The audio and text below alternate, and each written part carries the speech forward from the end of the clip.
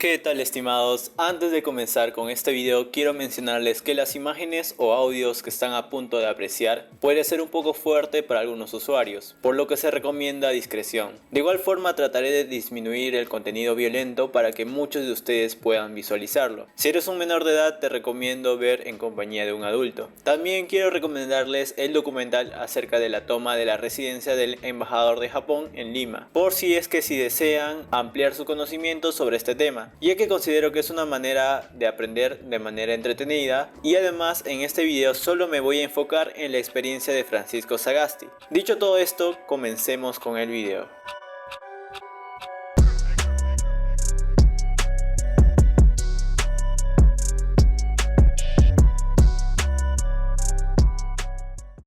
El día de hoy les vengo a contar una historia que quizás muchos desconocen. Sí, estamos hablando de nada más y nada menos que de Francisco Sagasti, nuestro actual presidente del Perú, en su historia relacionada con la involucración de uno de los grupos terroristas más crueles que conoció el Perú, en donde tuvo un rol de rehén. Son pocos los que pueden contar que fueron rehenes de uno de los grupos terroristas más crueles que conoció el Perú.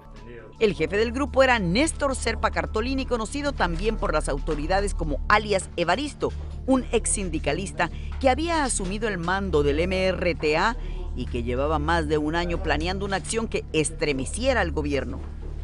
¿Qué pasa? Aquí no tenemos margen para ningún error. No hay margen para cobardías. ¿Entiende? ¿Entiende? Sí, mi comandante. ¿Entiende? ¡Sí, mi comandante! Entre esa minoría se encuentra Francisco Sagasti. Si por si acaso existe alguna persona que desconoce esta historia, primero quiero ponerlos un poco en contexto. La toma de la residencia del embajador japonés en Lima fue un secuestro masivo que comenzó el 17 de diciembre de 1996 en San Isidro, la capital de Lima y claro, el país de Perú, cuando 14 miembros de la organización terrorista peruana Movimiento Revolucionario Túpac Amaru, o más conocido como MRTA, tomaron como rehenes a cientos de diplomáticos, oficiales de gobierno, militares de alto rango y empresarios que asistían a una celebración con ocasión al aniversario número 63 del nacimiento del emperador Akihito, organizada en la residencia oficial del embajador de Japón en el Perú. Este era conocido como Morihisa Aoki, o espero que así se pronuncie, capturando en el proceso un selecto grupo de personajes. Dentro de ellos se encontraba al actual presidente del Perú, Francisco Sagasti, que en aquel entonces contaba con 52 años. Ese día lamentablemente se encontraba allí, ya que había sido asesor de ministros y jefe de la división de planteamiento estratégico del Banco Mundial. Una serie de apuntes a modo de diario personal, rescatados por el diario La Nación, en el cual Sagasti relata días de cautiverio en los que surgieron conversaciones con los terroristas, entre ellos Rolly Rojas Fernández, más conocido como el Árabe.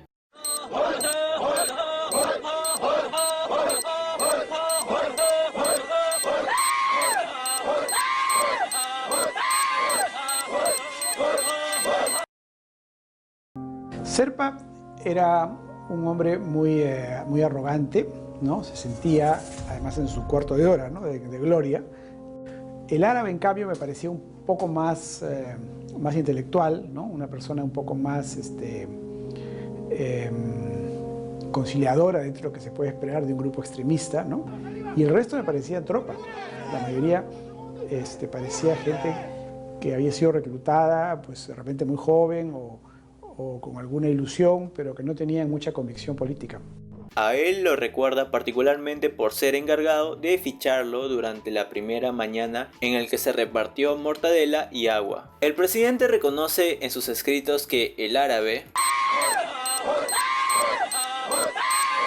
el cual lo identificó como columnista de caretas, es decir, una persona que se encarga de redactar regularmente una columna especial o escribir una sección habitual de una publicación de caretas, que es una revista semanal publicada en Lima, reconocida por su periodismo de investigación, en el cual el Árabe le confesó a Sagasti que se había leído sus textos con anterioridad. Entonces Sagasti, en un gesto de casi de cortesía, lo responde diciendo que también lo reconoce por sus reportes de la radio en el que se mencionan su figura.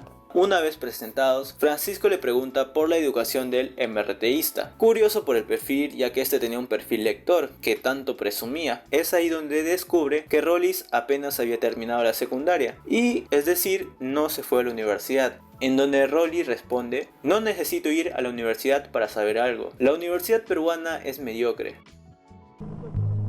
Casi todos los guerrilleros habían nacido en pequeños poblados de la selva central del Perú y tenían entre 15 y 20 años de edad. Lo que se notaba era que eran personas de condición, diríamos, de conocimientos bastante bien básicos, ¿no? En una de esas oportunidades se conversó la posibilidad de que fueran a irse a Cuba y uno de ellos hizo el comentario: doctor, ¿cómo es que se va a Cuba? ¿Se va en taxi, en micro? Entonces, obviamente no tenían ni idea de lo que significaba esa diferencia de un país a otro. Ese mismo día, Sagasti reconocería a Néstor Serpa Cartolini, el que se hacía llamar como el comandante Huertas, que este era un encargado de darles charlas a los secuestrados sobre la ideología que tenía el grupo terrorista. Al ser consultado por el New York Times para un perfil sobre Serpa, publicado el 27 de diciembre de ese año, Sagasti describiría al terrorista como un sujeto interesante al que quieres invitarle un trago para seguir conversando. Es en este punto en donde entras muchas contradicciones sobre el tema. Si una persona se refiere a otra persona como un sujeto interesante al que quieres invitarle un trago para seguir conversando, pues a cualquier persona le daría a entender que te interesa la otra persona. Pero antes que nada me gustaría que primero vean el siguiente video. Bueno, el cabeza de lista, el señor Francisco Sagasti, fíjense la calidad de la persona del señor Sagasti. Fue nada menos, y esto por supuesto no lo van a recordar ninguna otra prensa, nada menos que el que le pidió, y tú habrás sido testigo, o puedes haber sido testigo, estabas ahí en todo caso, le pidió un autógrafo a mí me encerraron en el segundo piso. Bueno, estaba libre con los demás en el primer piso. Déjame recordar esto. Le pidió un autógrafo a los del MRTA en la Embajada de Japón. Y además, Néstor Serpa. Ahora lo voy a comentar. Y fue liberado, por supuesto, solo a los 2 días de la toma de la embajada, ¿no? Mientras que otros permanecieron, como Francisco Tudela, 126 días secuestrados. El economista Sagasti, exfuncionario del Banco Mundial, pidió un autógrafo a los jefes del comando. Esto está publicado además en la prensa, en el diario El País, concretamente el 31 de diciembre del 96. Serpa está parado al lado de la escalera. Aprovecho, dice él, el propio Francisco Sagasti, en el diario La Nación de Costa Rica, en un artículo publicado el 26 de diciembre del 96. Serpa está parado al lado de la escalera. Aprovecho para pedirle su autógrafo. La dedicatoria de Serpa, cuenta el propio Sagasti, es: para el señor Sagasti, con todo respeto. Y la del árabe me dice: para el señor Sagasti, con el respeto de siempre. Fíjense ustedes. Y esto es cosa que el mismo Sagasti lo niega hace unos días en la actualidad. Escuchen atentamente el siguiente video. Y hay personas que dicen que usted brindaba con los terroristas, ¿no? Sí, jamás. Esas son las mentiras y las distorsiones que se hacen en esta campaña terrible. Lo que yo hice es lo siguiente, y acá voy a decir el nombre, ¿no? Es decir, hace muchos años, el general Jorge Chávez Quelopana, que era jefe del Instituto Nacional de Planificación, yo fui su asesor y me tocó representar al Perú en una negociación internacional muy compleja. Y antes que fuera me dijo: mira, Francisco, quiero darte un consejo. Cuando tú tienes una negociación con un adversario o con un enemigo, lo primero que tienes que hacer es mantener tu distancia y hacerte respetar. En una situación, bueno, yo lo he hecho y seguí su consejo y me ha ido bastante bien en negociaciones. Cuando sucedió este evento y me nombraron delegado, yo tenía que interactuar, lo primero que hice, no conversé nunca con el señor Serpa, con el señor Rollis Rojas, que le decían el árabe, y siempre de usted, a distancia, y planteando los reclamos de mi grupo y no cediendo en nada. Cuando en un momento me dice el señor Rojas, el terrorista Rojas, me dice: pero ¿por qué no va usted a dialogar sobre política con el señor Serpa, como lo hacen todos? Y me dio una lista de nombres que no voy a repetir en detalle, y le dije: mire, yo no dialogo sobre política con una metralleta apuntándome. Si quiere conversar de política nos encontramos en el Haití, nos encontramos en cualquier lugar, pero no voy a hacer eso y no lo hice nunca. Esa fue la situación y mi relación con ellos, una relación de distancia y de representar los intereses. Como se habrán percatado, en esta oportunidad estamos viendo dos caras distintas de una moneda. Entonces, ¿a quién creemos?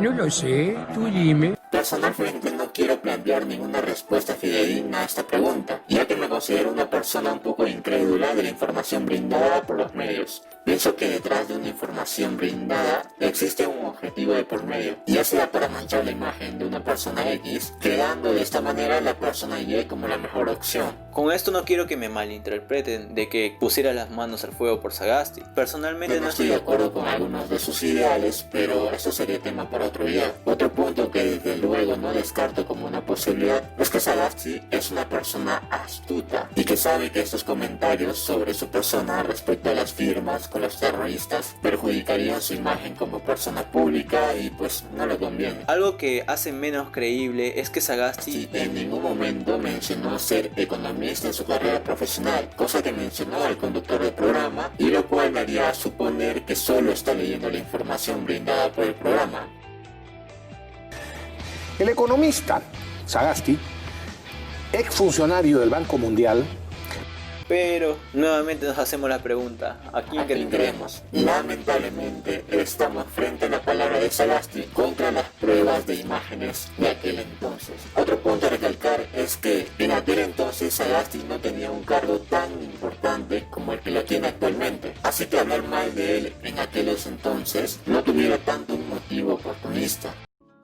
Pero retomando con la historia, según otras fuentes del portal jurídico Pasión por el Derecho, nos dice que con Serpa, es decir, el comandante Huertas, como ya lo conocemos, llegó a desarrollar una confianza lo suficientemente estrecha como para discutir los errores de la toma de la embajada, llegando al punto en el que el comandante Huertas le reveló que se arrepentía de haberse dado el trabajo de buscar una ambulancia para camuflar el asalto, ya que no había el nivel de seguridad que ellos esperaran. Con todo esto en cuenta, no es una sorpresa que haya sido uno de los dos MRTistas mencionados los encargados de la despedida al momento de liberarlo. Fue el árabe el que lo invita a recoger sus cosas para alistarse para salir, y entre sus pertenencias incluía su saco y un pedazo de cartón que Sagasti consideraba con ironía como su diploma de rehén. Y en suma Serpa al final, con quien se intercambia un diálogo final que no precisaba en sus memorias, más allá del detalle de que fue una conversación que incluía sonrisas y que concluyó con una firma de autógrafos en su improvisado título reciclado de cajas.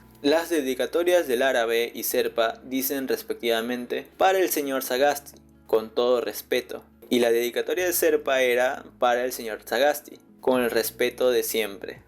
Las anécdotas de camaradería entre secuestrados y secuestradores dentro de la embajada no son pocas, y Max Cárdenas, presidente de la Federación Médica del Perú, en ese entonces intentó explicar esta conducta afirmando que se estaba instalando el síndrome de Estocolmo entre los involucrados. Sí, ese síndrome que le escuchaste decir en La Casa de Papel. El síndrome de Estocolmo es un trastorno psicológico temporal que aparece en una persona y básicamente este síndrome consiste en mostrarse comprensivo y benevolente con la conducta de los secuestradores e identificarse progresivamente con sus ideas, ya sea durante el secuestro o tras ser liberado. Y como dije, según el presidente de la Federación Médica del Perú, Sagasti lo padecía. Y el mismo Sagasti, en entrevistas recientes en las que le reclaman por esta anécdota, ha aclarado que no hay un tema de admiración detrás de su extraño pedido y que entregó polémico cartón al director de Caretas, Enrique Cirelli, como evidencia del rol de Serpa y el árabe en todo lo sucedido. De esta forma tenemos al primer presidente con dos autógrafos bastante complicados de encontrar y que tal vez no muchos quisieran coleccionar. Por mi parte, independientemente de que si toda esta historia es real o no, espero que realice un buen gobierno en este pequeño periodo de tiempo. Soy consciente de que en estos pocos meses quizás no se pueda hacer mejoras drásticas, pero tampoco hay que quedarnos con los brazos cruzados. Seamos conscientes a la hora de realizar nuestro siguiente sufragio y no permitamos que la historia se vuelva a repetir.